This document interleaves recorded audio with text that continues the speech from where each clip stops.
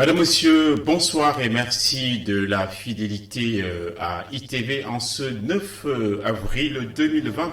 Voici tout de suite la colonne vertébrale du journal. L'année horrible 2020, le mal est fait, la récession, la dépression, c'est inévitable dans le monde et en Afrique où le choc et l'impact seront terribles sur les économies. La Banque mondiale n'est pas passée par 4 chemins. Personne ne passera entre les gouttes, à plus forte raison les plus fragilisés.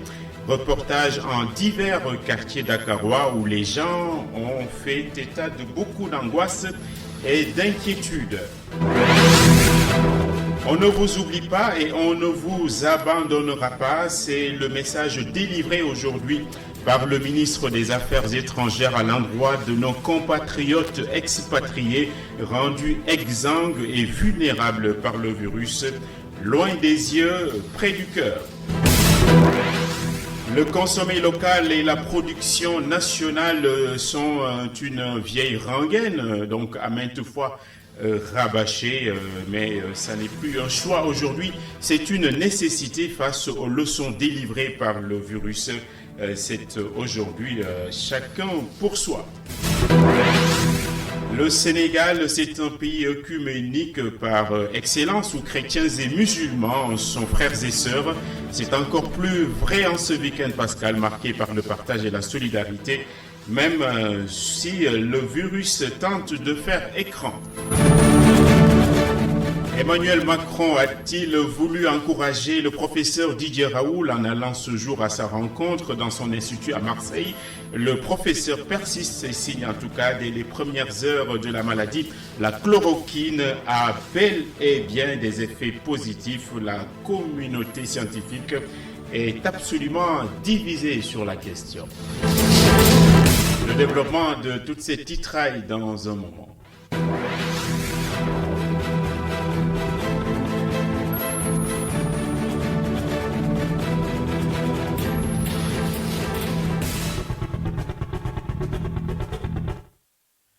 En deux mots, d'abord, selon des informations de Libération et d'immédiat.sn, Damamar et sa bande prennent le chemin du confinement en prison. Les mises en cause présumées dans l'affaire où une jeune dame, vue donc comme la promesse de l'aube, a trouvé la mort des suites d'une overdose.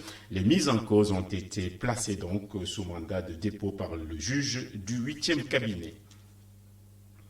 C'est une mauvaise publicité également pour la Sénélec qui vient de confirmer qu'un de ses agents a été testé positif au coronavirus et qu'il est traité par les services du ministère de la Santé.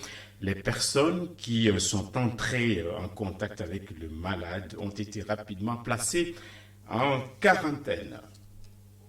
On vous l'a dit, la récession est déjà là. La Banque mondiale vient de confirmer la crise durable qui va s'installer particulièrement en Afrique avec des croissances erratiques, voire nulles. Son dernier rapport annonce une séquence cataclysmique. Amagor Robertian.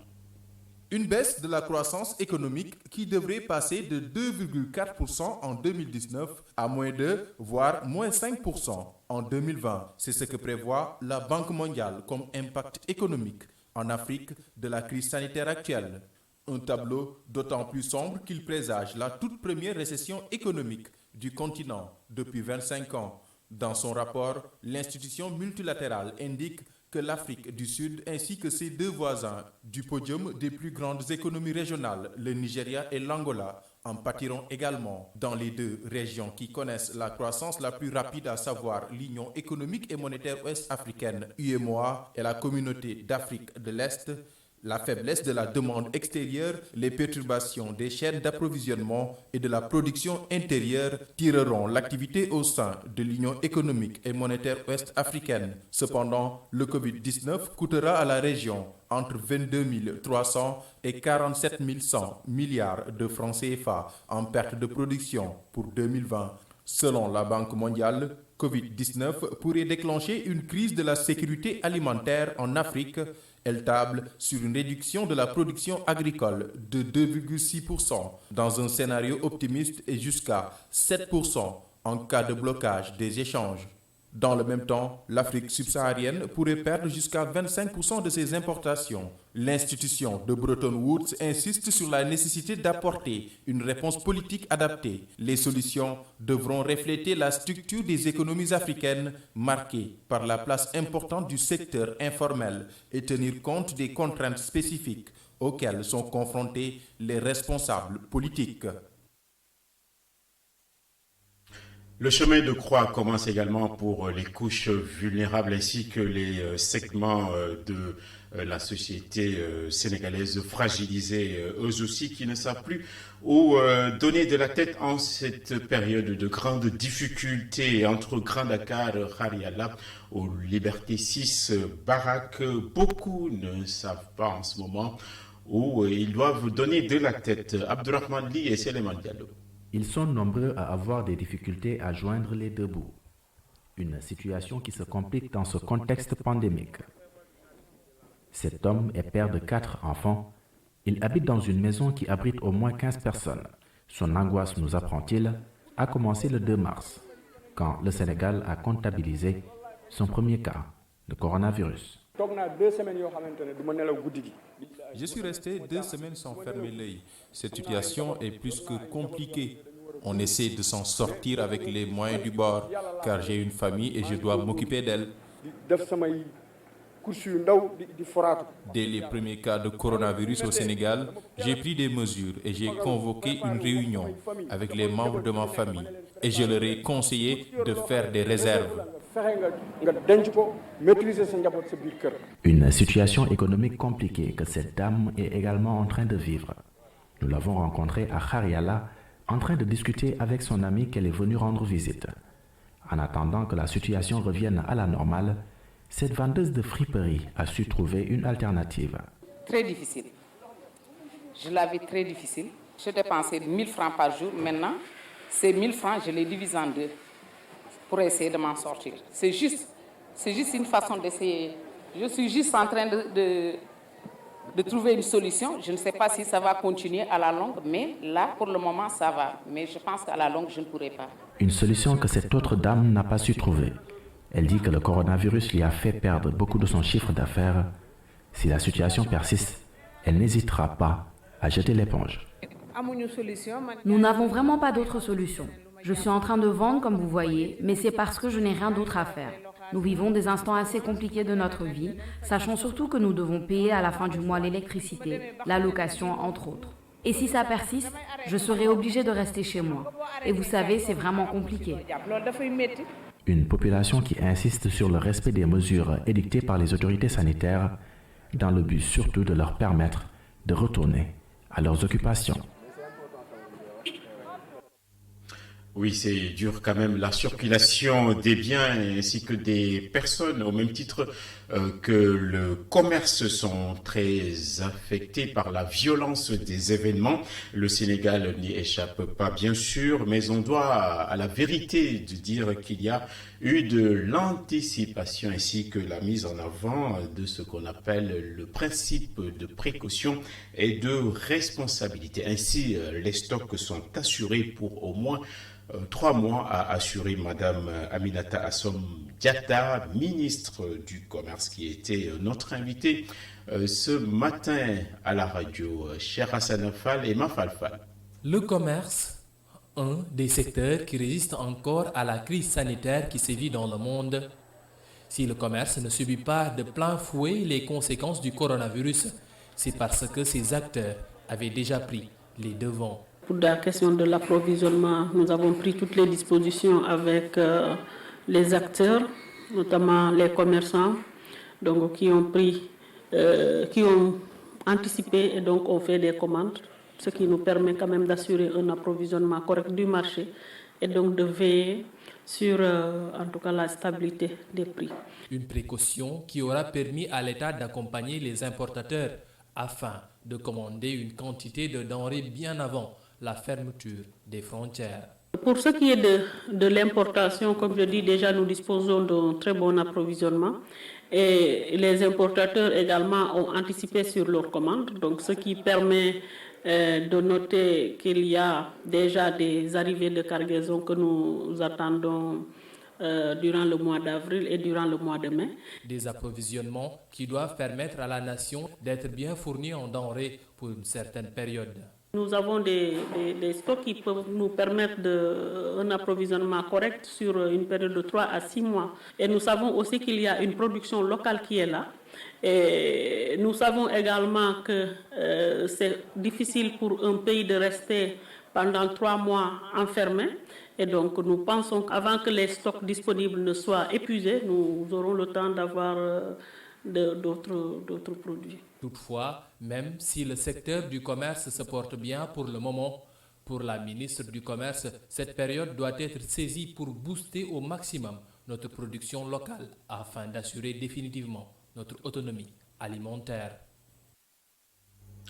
La crise est mûre, un petit mot de Lénine aux grandes implications. C'est donc ce qui se passe nous permet, à vrai dire, de passer à autre chose, comme ce qu'on appelle la disruption, ce concept des économistes qui permet de changer tout du sol au plafond. C'est ainsi donc le moment ou jamais de booster la production locale de façon concrète et ordonnée. C'est l'avis en tout cas du président du SICODEV qu'on va écouter au micro de Cheikh Hassan Fall. L'opportunité est grande aujourd'hui pour nous de pouvoir faire en sorte que la promotion du consommateur local puisse s'enraciner. Donc, l'opportunité est belle aujourd'hui de renforcer l'argent qu'il y a dans Force Covid-19, que nous puissions donner une grosse partie de ces achats de denrées alimentaires locales, que tous les achats institutionnels, le riz qui va pour nourrir l'armée, qui va pour nourrir la police, tous ces achats dits institutionnels, aujourd'hui, c'est dans la production locale qu'on doit aller prendre ça, privilégier la consommation locale. Et alors, ce faisant, nous sommes en train de susciter et de favoriser la production locale. Et on a un marché intégré, production, transformation, consommation. On vous aime, le chef de la diplomatie sénégalaise l'a réitéré, le Sénégal n'abandonnera donc pas ses fils établis à l'étranger. Ils seront soutenus au même titre que tous les autres pour le retour des dépouilles mortelles. Ça ne pourra plus se faire comme avant, mais il y aura bien sûr quelques exceptions. On va écouter la communication ce matin du ministre des Affaires étrangères. Depuis que la crise sanitaire s'est exacerbée dans certains pays, des compatriotes ont malheureusement succombé à la pandémie. Je voudrais m'incliner devant leur mémoire et présenter, au nom du chef de l'État, son Excellence M. Macky Sall, du gouvernement et de l'ensemble du personnel du ministère des Affaires étrangères et des Sénégal de l'extérieur, ainsi qu'à mon nom propre, nos sincères condoléances. Pareille occasion me permet d'appeler l'attention sur la nécessité d'un respect scrupuleux des directives sanitaires émises par les autorités des pays d'accueil, renforcées par celles de l'Organisation mondiale de la santé, sans oublier les recommandations du Comité national de lutte contre les épidémies au Sénégal. C'est pourquoi instruction a été donnée à toutes nos missions diplomatiques et consulaires de se rapprocher sans délai des autorités administratives et municipales des villes de résidence pour disposer à chaque fois que de besoin pendant cette période exceptionnelle et que nous espérons bientôt derrière nous une sépulture dans les cimetières musulmans ou catholiques pour nos fidèles défunts du coronavirus.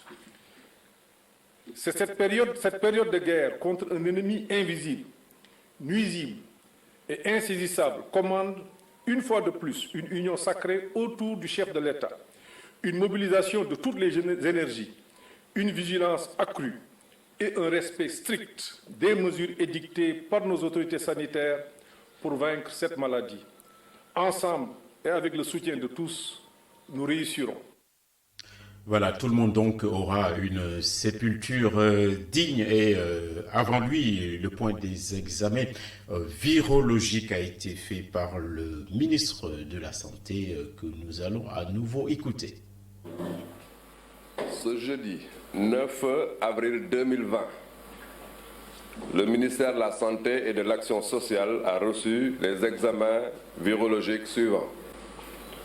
Sur 199 tests réalisés, 6 sont revenus positifs. Il s'agit de 6 cas contacts suivis par nos services. Par ailleurs, 10 patients hospitalisés ont été déclarés guéris aujourd'hui. Ils sortiront de l'hospitalisation dans la journée. L'état de santé des patients hospitalisés est stable. À ce jour, donc, 250 cas ont été déclarés positifs au Sénégal, dont 123 guéris, 2 décédés, 1 évacué.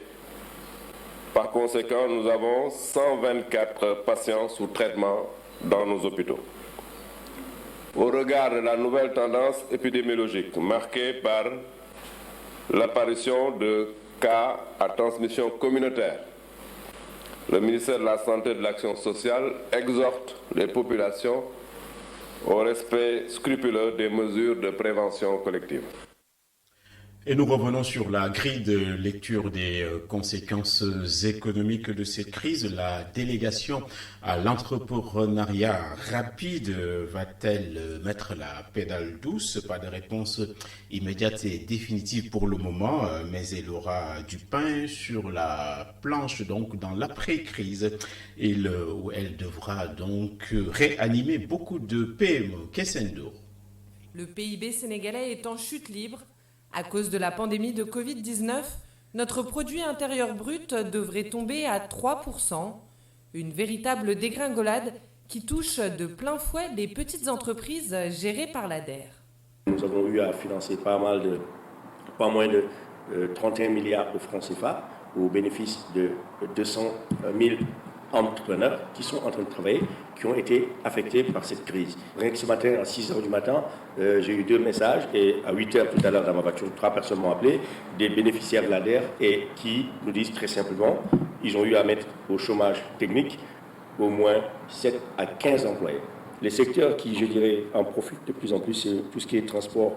Et aujourd'hui, l'autre secteur qui a un peu le vent en poupe, c'est la grande distribution, les magasins qui vendent online. Et enfin aussi toute la partie santé. Et pour cause, qui dit crise mondiale, dit également demande globale. Dans le chaos ambiant, l'ADER tente d'accompagner les entrepreneurs des secteurs porteurs, toujours en activité. Hier, en pleine réunion, il y a un jeune qui est venu nous voir, c'est un jeune ingénieur sénégalais qui travaille pour Valeo, qui a créé une entreprise qui produit des masques. Le masque à 250 francs, les 4 masques à 1000 francs, qui était venu chercher 5 à 10 millions pour lui permettre de produire plus de masques. C'est un jeune ingénieur qui est rentré de France. Un exemple concret qui n'avait rien à voir avec la production de masques. Et d'autres aussi qui nous appellent pour dire nous avons développé de nouveaux types de gel, ou nous avons développé des applications. Tout à l'heure, je parlais à une dame qui a développé une application pour faire le cours en ligne, à distance, pour que les élèves ne retournent pas à la maison. Pour ceux qui sont à l'arrêt, l'État a déjà pris la décision d'annuler la dette fiscale, une mesure que l'ADER est venue appuyer en offrant elle aussi des facilités de paiement. On a d'abord rééchelonné les remboursements. On a demandé à nos banques partenaires de ne plus appeler les remboursements, c'est-à-dire tous les remboursements ont été reportés de 3 voire 6 mois selon la durée de la crise pour permettre aux jeunes et aux femmes entrepreneurs que nous avons financés de souffler. Deuxième chose que nous avons faite pour répondre à ces questions, nous avons mis en place ce qu'on appelle le prêt d'aide Covid-19 ou prêt Corona, qui est un prêt à taux zéro, à 3% maximum, sur 12 mois, avec un différé de 6 mois, permettant justement à ces jeunes entrepreneurs de subvenir à leurs charges, de payer les salaires, de payer le loyer, de payer l'eau, l'électricité, le temps de passer la crise. C'est très clair qu'on aura des milliers, pour ne pas dire des millions, de jeunes ou de femmes qui se retrouvent sur le carreau. Dès la semaine prochaine, l'ADER a pour objectif de décaisser 3 milliards de francs CFA en faveur des secteurs spécifiques comme ceux de l'agriculture et de l'anacarde. Une somme qu'ils aimeraient voir portée à 15 milliards afin de couvrir les besoins de la Tabaski.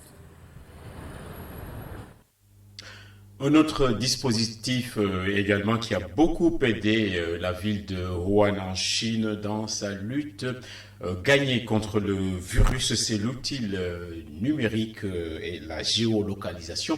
Et ce pourrait être très utile pour percer donc le mystère et la boule de gomme de la transmission communautaire. Un ingénieur informaticien sénégalais encourage, lui, le procédé. On va l'écouter, interrogé par Babandia et Mafalfal. Nous avons l'opportunité et la chance, avec des outils comme le téléphone portable, pour permettre d'identifier ou de cartographier cette maladie sur l'étendue du territoire national. Pour cela, je m'explique. Quand vous avez un cas communautaire, aujourd'hui, heureusement, le taux de couverture du téléphone portable, il dépasse souvent même les 100%. Au moins 80-90% des Sénégalais ont un téléphone portable. Or, aujourd'hui, avec ce téléphone portable, on peut retracer l'activité, avec l'aide des opérateurs de télécommunications, on peut retracer l'activité de ce cas communautaire sur une période donnée. Supposons sur la durée d'incubation de ce virus. Sur 14 jours, on peut le retracer. Et alors, imaginez quand vous le retracez, son parcours ou son itinéraire pendant cette période-là. Et avec les opérateurs, on peut identifier toutes les personnes qui ont gravité autour de cet itinéraire de ce cas communautaire-là. Parce que tout simplement, il y a la géolocalisation et avec les opérateurs que nous avons, avec l'ARTP, on a les moyens technologiques de tracer tout le monde. En temps réel, la propagation du virus, on peut le suivre. C'est comme si on mettait des marqueurs sur ces personnes-là. Partout où vous passez, vous êtes localisé, vous êtes géolocalisé. Maintenant, les gens vont me dire, oui, mais qu'est-ce que vous faites des données personnelles? Aujourd'hui, c'est une situation exceptionnelle. À toute situation exceptionnelle, des mesures exceptionnelles. À Touba, la ville sainte, le virus est en phase de régression et c'est confirmé par le sous-préfet. Là-bas, à ce jour, il n'y a plus que 2 hospitalisations au centre de santé de Darumarnan et qui vont bientôt sortir d'hôpital. Mais le sous-préfet a ajouté qu'il ne faut surtout pas relâcher ou baisser la garde. Goronaklo et Tchernofei. Touba est peut-être presque à 2 patients qui vont certainement être libérés dans les prochaines 24 heures. C'est ainsi que les autorités médicales et administratives invitent la population du Baol à redoubler d'efforts pour vaincre le coronavirus. Le sous-préfet de la cité sainte de Touba magnifie les multiples actions de solidarité. Et dire tout simplement que nous sommes ensemble dans la lutte. C'est une lutte qui nécessite une mobilisation communautaire. Ce n'est pas uniquement l'État, c'est tout le monde. Nous sommes tous des soldats parce que c'est face à une guerre mondiale. Mobilisons-nous ensemble et les armes qu'il faut lutter contre donc, cette pandémie, c'est tout simplement ce que ADOP vient de nous fournir ici. Et pour ce qui est de la distribution des bons alimentaires, Mansour Diallo rejette toute politisation. Et donc, nous faisons des bons. C'est des bons qu'on donne et on donne ça rapidement aux ménages. Les gens viennent à la sous-préfecture. Parce que c'est ça, les gens ici ne connaissent que la sous-préfecture. Ils viennent vers moi directement. Moi, je ne donne pas de politique. D'ailleurs, même si tu me parles de je suis de tel, je te repousse. Parce que moi, je ne fais pas de la politique. Donc nous sommes là. Et c'est donc, vous voyez ici, Inch'Allah, nous allons en faire bon usage. Concernant les autorisations spéciales de circuler, le sous-préfet de Touba se veut clair. Depuis hier, le ministre de l'Intérieur a sorti un arrêté. Maintenant, les autorités administratives ne peuvent plus fournir des autorisations exceptionnellement aux malades qui ont des rendez-vous au niveau des hôpitaux, ou bien les corps, les corbières. Donc c'est ça. Les restes de toute autre autorisation, n'est-ce pas, c'est le ministre de l'Intérieur qui est compétent, n'est-ce pas, à les donner.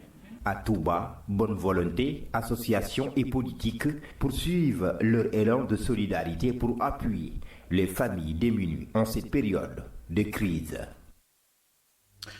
L'œcuménisme est un de ces socles forts dans notre société sénégalaise. À l'occasion du week-end pascal, les chrétiens partagent beaucoup de choses avec les frères musulmans. C'est valable ainsi pour les repas de fête, mais cette année risque d'être une exception car un ingrédient est venu s'infuser qui s'appelle le virus. Mamadou Lamine Fati.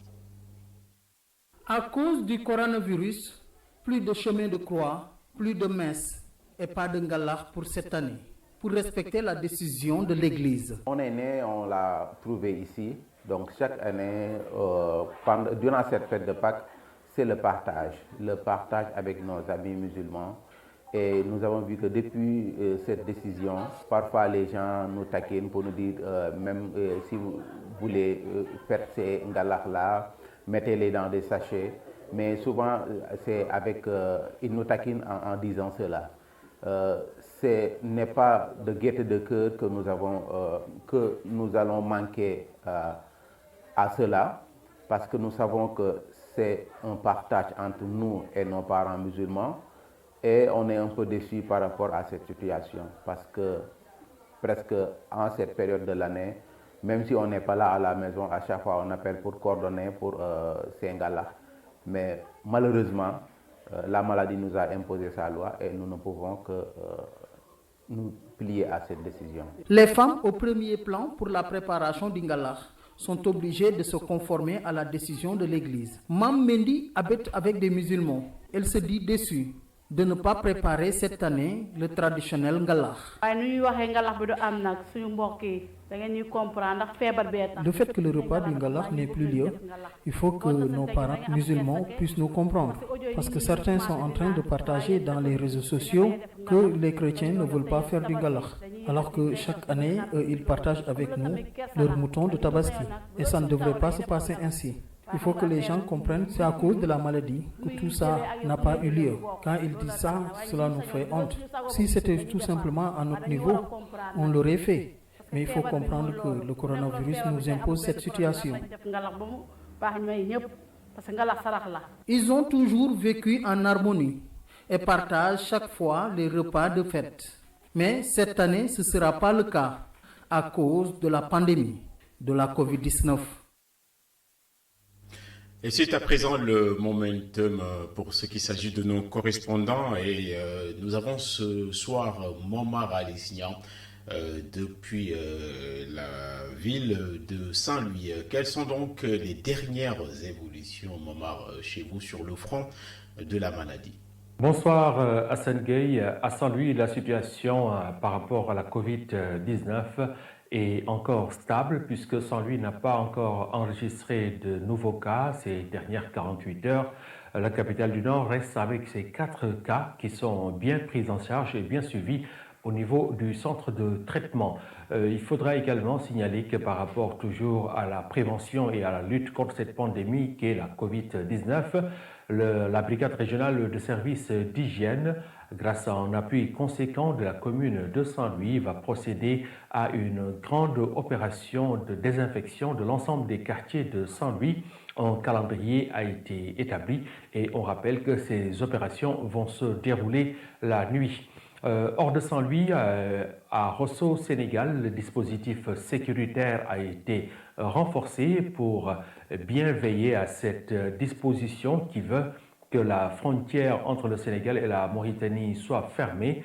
Un renforcement qui s'explique par le fait que certains piroguiers véreux, nuitamment donc, effectuent la traversée entre les deux pays. Voilà, Hassan, tout ce qu'on pouvait retenir ici par rapport à cette lutte contre la pandémie qu'est la COVID-19 à Saint-Louis du Sénégal.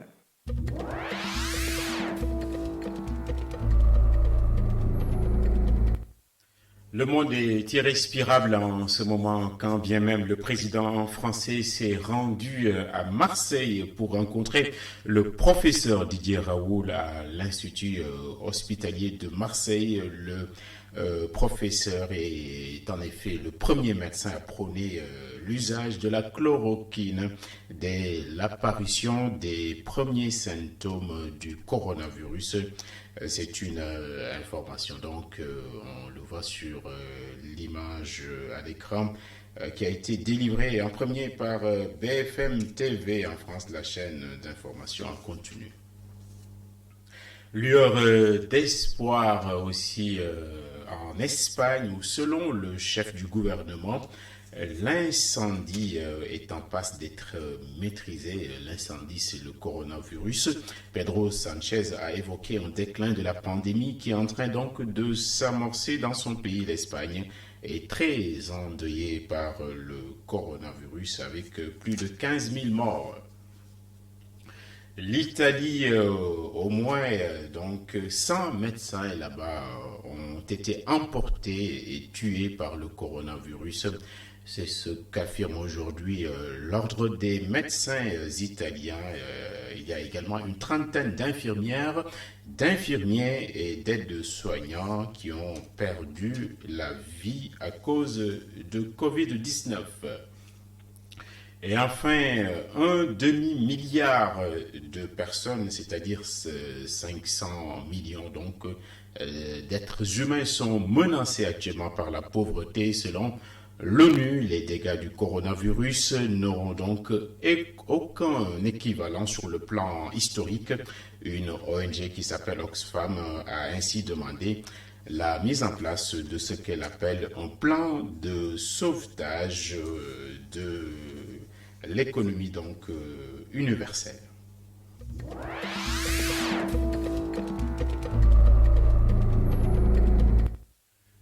Cette édition est terminée. Dans un moment, vous aurez Coronavirus avec Khalifa Diakhaté. Il y aura également le couvre-feu avec Bouba et toutes ces équipes. C'est à l'approche du combat, on vous l'a dit ici maintes fois, que le samouraï acquiert la sérénité en ces moments particulièrement difficiles.